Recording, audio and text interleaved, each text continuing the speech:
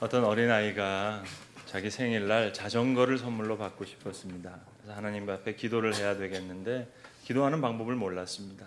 그래서 TV를 통해서 기도구 방송을 들어서 어떻게 기도하는 게 좋을까 하는 걸 배웠는데 마침 아주 전통적인 장로교의 예배 실황이 나오는 거예요. 그래서 그대로 배워서 그대로 기도했습니다. 전지전능하시고 무소부재하신 아버지 하나님, 내게 자전거가 선물로 주어지는 것이 온전한 당신의 뜻이라면, 당신이 정하신 때에 내게 그것이 주어진다면 내 영혼은 이로 인해 한없이 기뻐할 것입니다. 개인적으로는 내일 오전 9시면 좋겠습니다. 기도했답니다. 근데 내일 일어나 보니까 아침 7시에 없는 거예요. 어떻게 되나 해서 이제 할 수 없이 또 이제 TV 채널을 바꿨습니다. 이번에는 이제 오순절 개통교회 예배 실황이 나오는 거예요. 기도하는 것을 보고 그대로 배웠습니다. 그래서 이제 이렇게 기도했습니다. 예수님, 나사렛 예수 그리스도의 이름으로 명하노니 자전거가 생겨질지어다. 자전거가 생겨질지어다. 그 자전거의 색깔은 파란색이 되어질지어다. 아침 7시에 나에게 주어질지어다. 했는데 없는 겁니다. 그래서 너무 당황했어요. 집안을 두리번 돌아다니면서 어떤 도움이 없을까 생각하다가 이제 성모 마리아상을 품에다가 숨고 어딘지 나갔습니다. 그리고는 이제 빈손으로 몇 분 후에 돌아왔습니다. 그리고 다시 기도하는 겁니다. 무릎을 꿇고 예수님, 엄마 다시 보고 싶으시면 알아서 하세요. 우리의 기도에 우리의 영혼의 모습이 담겨져 있습니다. 한 14년 전인 2000년도에 러시아에서 직접 있었던 일입니다. 실제로 있었던 일입니다. 구소련의 이 정치범들을 다 석방하게 되는데 안드레이 토마스라고 하는 헝가리 사람, 그 정치범을 석방하게 됩니다. 1945년 20살의 나이에 잡혀서 무려 55년이 지난 75세의 나이에 풀려지는 겁니다. 모든 죄수들이 감방에 나가는데 안드레이 토마스가 감옥에서 그저 정신없는 소리를 하는 게, 못 알아듣는 소리를 막 외칩니다. 사람들이 정신이 나갔구나, 이제 미쳐버렸구나 생각하는데 한 사람이, 지금 저 사람은 아주 오래전에 사용되었던 헝가리 방언을 이야기한다 하는 것을 가르쳐 주었습니다. 그래서 감옥에서 이제 헝가리 상담사를 붙여서 이제 휠체어에다가 안드레이 토마스를 데리고 이제 나오게 됩니다. 그때 이 안드레이 토마스가 첫 번째 한 말이 이것이었다는 겁니다. 실제로 있었던 일이에요. 저에게 거울을 주세요. 거울을 주세요. 20세의 건장한 청년이었습니다. 55년 동안 독방에 있으면서 자기 얼굴을 보지 못했어요.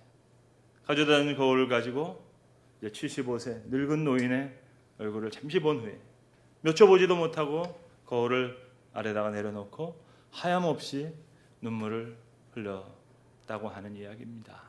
여러분, 여러분의 영혼을 바라볼 수 있는 영혼의 거울이 있으십니까? 칼빈 선생님은 시편을 가리켜서 우리 영혼의 거울이라고 했습니다. 종교개혁자인 루터는 이 시편을 가리켜서 성도의 심장이라고 했습니다. 오늘 우리가 읽은 다윗의 시편을 통해서 우리는 다윗의 영혼을 만납니다. 다윗의 심장의 박동 소리를 듣습니다. C.S. 루이스가 이런 말을 했습니다. 자기가 쓴 모든 글은 사실 스코틀랜드의 목회자였던 조지 맥도널드로부터 영향을 받은 거라고 얘기했습니다. 그러면서 그가 조지 맥도날드의 말을 인용해서 C.S. 루이스가 이런 말을 했습니다. You do not have a soul. 당신은 영혼을 가지고 있는 게 아니라고. You are a soul. 당신이 영혼이고 and you have a body. 그리고 당신은 몸을 가지고 있습니다. 유명한 말입니다. 여러분, 영혼을 가지고 있는 게 아니에요. You do not have a soul. You are a soul. 우리가 영혼이고 and we have a body. 그리고 몸을 가지고 있을 뿐입니다. 우리의 기도가 중요한 것은 거기에 우리의 영혼이 있기 때문입니다. 거기에 내 영성이 있습니다. 거기에 내 믿음이 있습니다. 여러분, 가정이든 교회든 나라이든 어딘가에 문제가 있을 때 특별히 리더십의 중요한 위치를 차지하게 됩니다. 성경이 증언하는 이스라엘을 한번 생각해 보세요.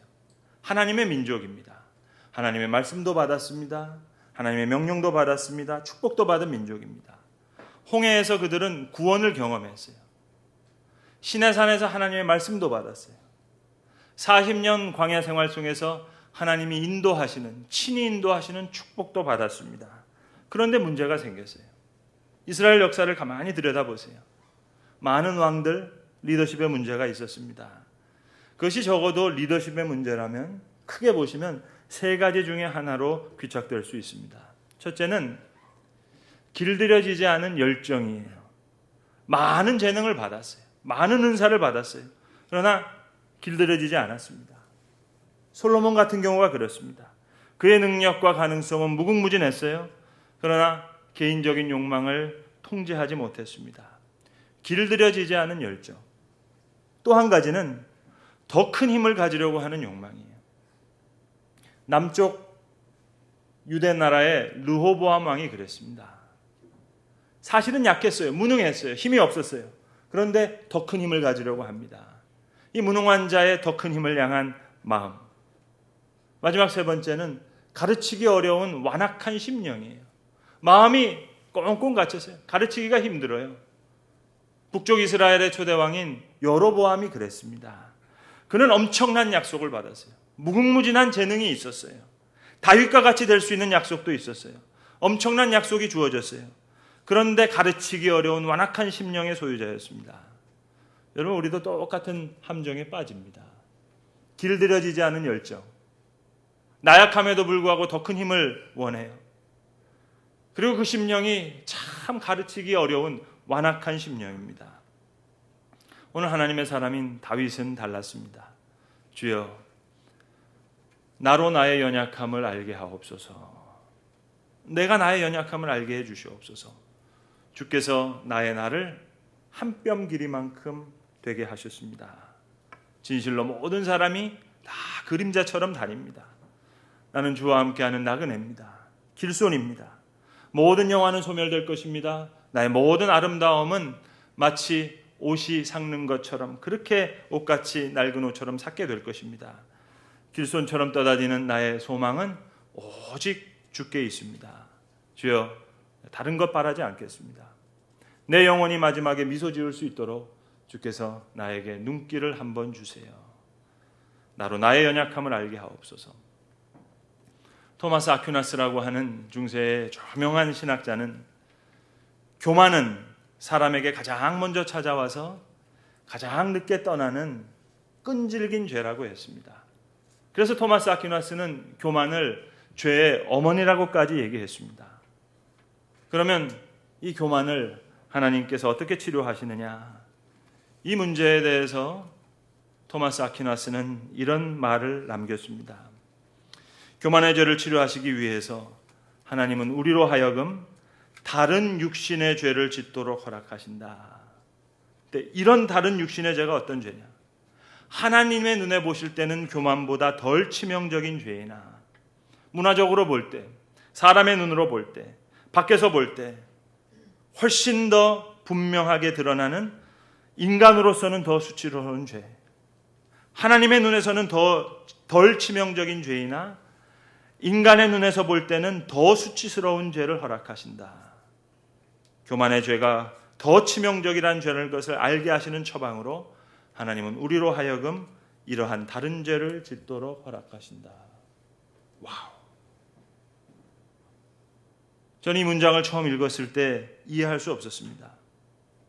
교만의 죄가 너무 악해서 하나님이 이 죄를 치유하시기 위해서 때로 하나님 보실 때는 덜한 죄이지만 인간의 문화에서는 더 부끄럽고 더 큰 죄로 느껴지는 죄들에 빠지는 것을 허락하심으로 하나님은 하나님의 사랑하는 자의 교만을 치유하신다. 이해하기 어려운 말이에요. 그러나 여러분, 오늘 시편 기자인 다윗의 삶을 곰곰이 생각해 보세요. 결코 틀린 말이 아닙니다. 간음죄와 살인죄를 사용하셔서 그에게 겸손을 가르쳐 주세요. 교만의 죄를 물리치십니다. 하나님은 우리의 죄를 통해서도 우리에게 겸손을 가르쳐 주세요. 심지어는 우리의 부끄러움을 통해서도 겸손을 배우게 하세요. 가장 먼저 찾아와서 가장 늦게 떠나는 이 끈질긴 죄를 이기게 하기 위해서 다른 모든 죄들을 들어서도 역사하세요. 나로 나의 연약함을 알게 하옵소서. 그냥 된 고백이 아닌 줄로 합니다. 다윗의 모든 죄를 들어서 하나님께서는 그로 하여금 이 고백을 할 수 있도록 그의 다른 모든 죄까지도 사용하셨습니다. 우리의 모든 죄를 들어서 가장 큰 죄를 이기게 하시는 하나님의 역사를 찬양할 것입니다. 겸손한 심령이란 이만큼 하나님께서 우리에게 주시는 가장 큰 선물이에요. 오늘 다윗이 그 선물을 받았어요. 저는 장로교 목사이지만 감리교를 시작하신 요한 웨슬레 목사님을 참 존경합니다.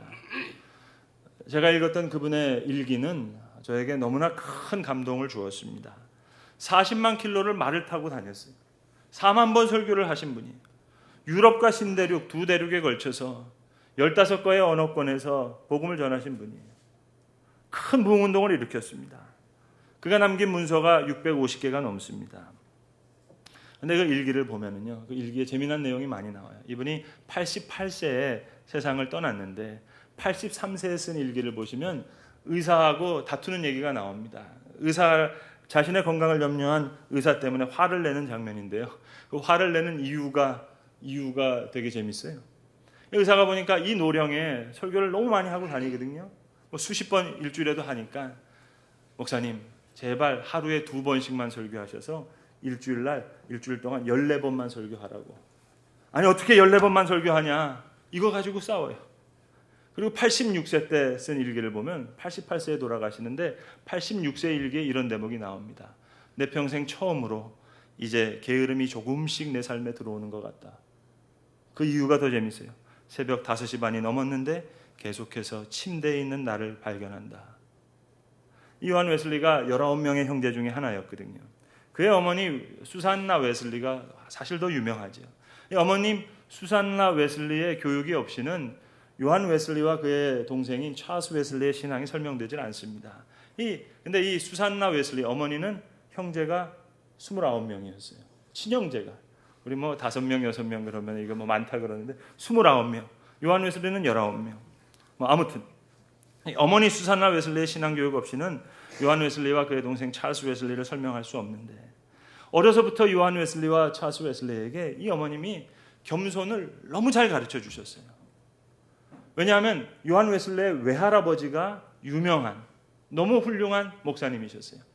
요한 웨슬리의 아버지 세뮤얼 웨슬리도 목사님이셨지만 사실은 외할아버지였던 그러니까 수산나 웨슬리의 어머니의 아버지인 이 목사님이 유명한 훌륭한 목사님이셨는데 아주 저명한 학자요 훌륭한 목회자여서 영국 국회의 채플린이었습니다. 외할아버지가.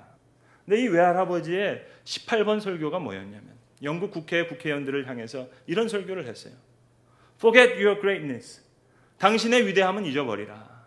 그리고 당신의 goodness, 선행을 알게 하라. If you have it.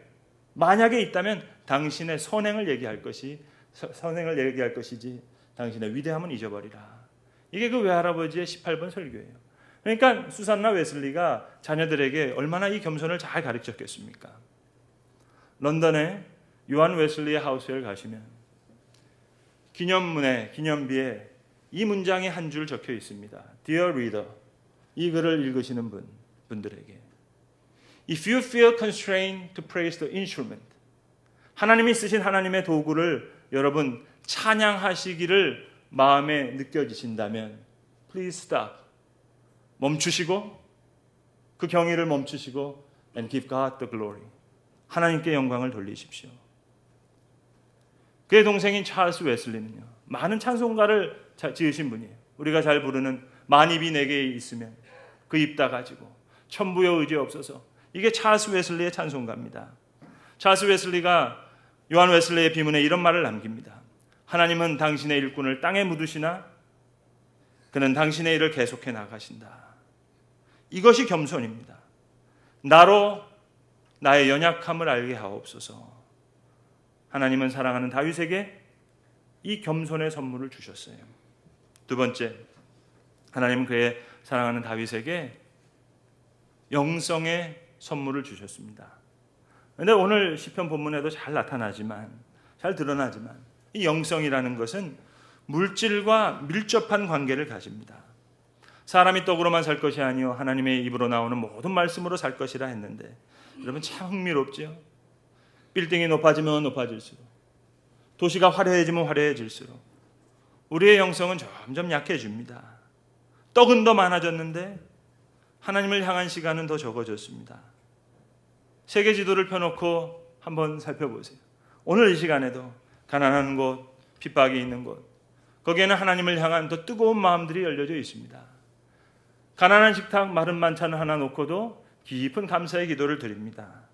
그런데 식탁은 기름져졌는데 오히려 감사는 메말라지고 있습니다. 이것이 영성의 비밀입니다.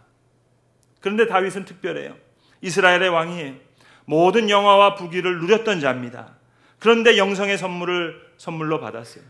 주여, 사람은 그가 든든히 서 있을 때에도 진실로 모두가 허사뿐이니이다. 나의 날로 한 뼘 길이만큼 되게 하심에 내 일생이 주 앞에는 마치 없는 것과 같습니다. 마이클 잭슨을 아실 겁니다. 저는 이제 마이클 잭슨 세대인데 좀 연세가 있으신 분들은 엘비스 프레슬리를 아시겠죠. 저희 때는 중고등학교 시절 때요. 이제 쉬는 시간이 되면 뒤에 이제 막 다 의자를 하고 아이들이 다 마이클 잭슨처럼 흉내냈어요. 춤추고 노래하고 막 그랬습니다. 엘비스 프레슬리를 여러분 아실 텐데, 이 엘비스 프레슬리의 이복 동생이 있습니다. 릭 스탠리라고 하는 분인데, 이분이 아주 엘비스 프레슬리가 가까운 동생이었어요. 엘비스 프레슬리가 죽었을 때 그 죽음을 처음 발견한 사람입니다. 이 릭 스탠리가 Between Two Kings라고 하는 책을 썼는데, 그러니까 자기 형은 락앤롤의 왕이죠. 이 엘비스 프레슬리를 따라가면서 겪은 일과 그 후에 그가 신앙의 길에 들어가면서 이제 왕 대신 그리스도께 헌신된 삶을 살아가면서 쓴 내용입니다. 근데 이 책에 보면 자기 형 엘비스 프레슬리가 19,000번 넘게 마약을 복용했다는 거예요. 그래서 부검에서 진짜 보니까 말 그대로 마약에 쩔어 있는 거예요. 매일 아침에 이제 세상 떠나기 전에 의사들이 코카인을 이 코에다가 주입시켜야 숨을 쉬면서 연명시킬 수 있었다는 겁니다. 사람들이 궁금해한다는 거죠. 어떻게 그 위치에 있던 사람들이 이렇게 마약에 빠져서 온 생을 다 잃어버릴 수 있느냐? 어떻게 마약이 그를 그렇게 망치게 했을 수 있느냐? 이 동생의 말입니다. 다들 마약이 엘비스를 망쳤다고 생각하지만 마약이 그의 삶을 망쳤다는 게 아니라는 겁니다. 그의 명성이 그를 망치게 했다. 그의 명성이 조금씩 떨어질 때 유일한 탈출구가 마약이었으니까요. 여러분, 사건과 사고가 아닙니다. 우리 삶에 가장 소중하게 자리 잡아야 할 영성이 그 자리에 없을 때 필연적으로 올 수밖에 없는 결과입니다.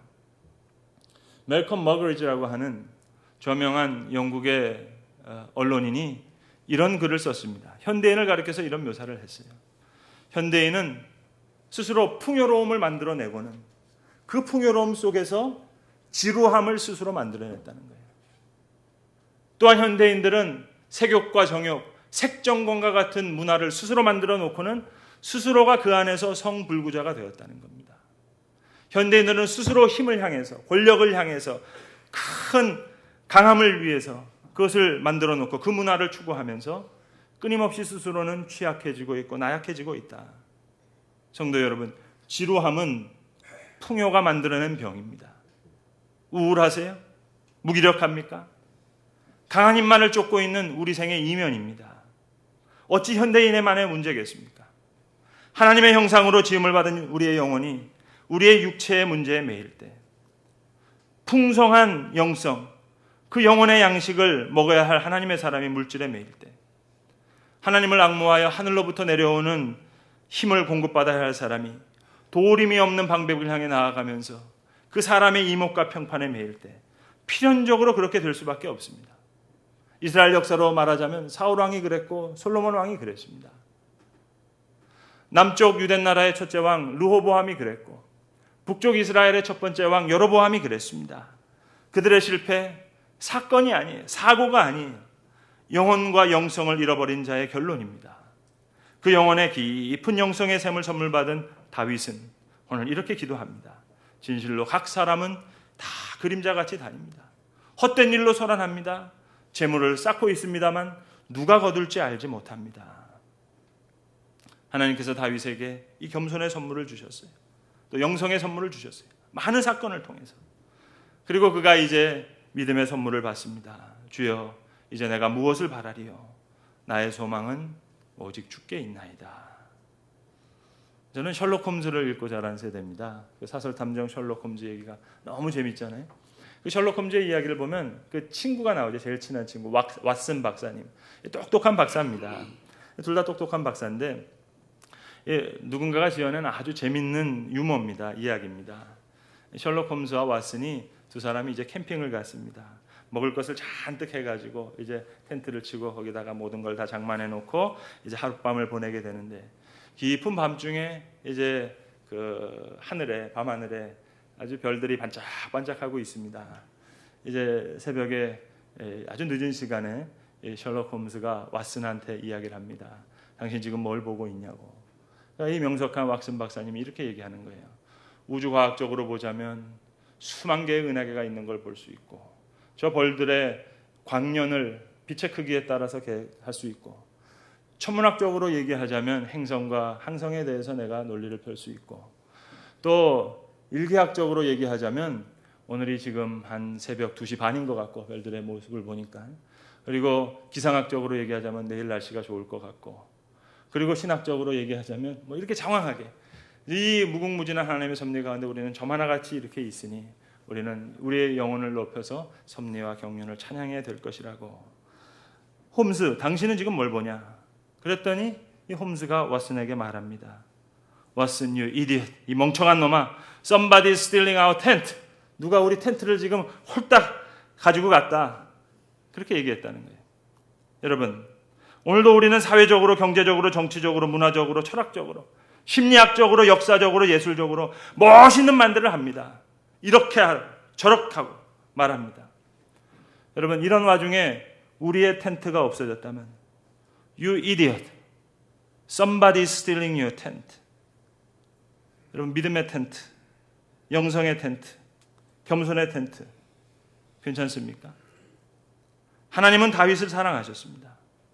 그의 영혼을 사랑하신 거예요. 그의 행위가 아니에요. 그의 기도입니다. 그는 살인자입니다. 간음자입니다. 그러나 하나님은 다윗을 사랑하셨습니다. 그의 영혼을 사랑하신 거예요. You do not have a soul. 영혼을 가지고 있는 게 아니에요. You are a soul. 우리가 영혼입니다. And we have a body. 그리고 몸이 있을 뿐이에요. 오늘 우리에게 허락해 주신 하나님의 말씀 속에 우리의 영혼을 살리는 기도가 있습니다. 주께서 나의 생을 한 뼘 길이만큼 되게 하셨습니다. 진실로 각 사람 그림자같이 다닙니다. 나는 주와 함께 있는 나그네입니다. 길손처럼 떠다니는 나의 소망, 내가 무엇을 바라겠습니까? 나의 소망은 오직 주께 있습니다. 나의 모든 영화가 없어질 것입니다. 나의 모든 아름다움은 옷이 사가지는 사가짐처럼 없어질 것입니다. 내가 내 연약함을 알게 하옵소서. 내 영혼이 주를 향하여 미소 지을 수 있도록 주여 나로 내 연약함을 알게 하옵소서. 기도하겠습니다. 아버지 하나님, 나로 내 연약함을 알게 하옵소서. 다윗의 이 기도가 우리의 기도가 되기를 간절히 원합니다. 주께서 사랑하는 주의 사람들에게 허락해 주셨던 그 겸손과 영성과 믿음의 선물들 우리도 받기를 간절히 원합니다. 주님, 인간의 모든 죄를 들어서까지도 가장 큰 죄를 이기게 하시는 주의 역사를 찬양합니다. 주여, 주님의 형상으로 지음받은 우리의 영혼 다시 빚어주시고 하늘 양식으로 채우시며 우리의 메마른 심령에 귀한 영성과 믿음의 단비를 내려주시옵소서. 우리 주 예수 그리스도의 이름으로 기도드리옵나이다. 아멘.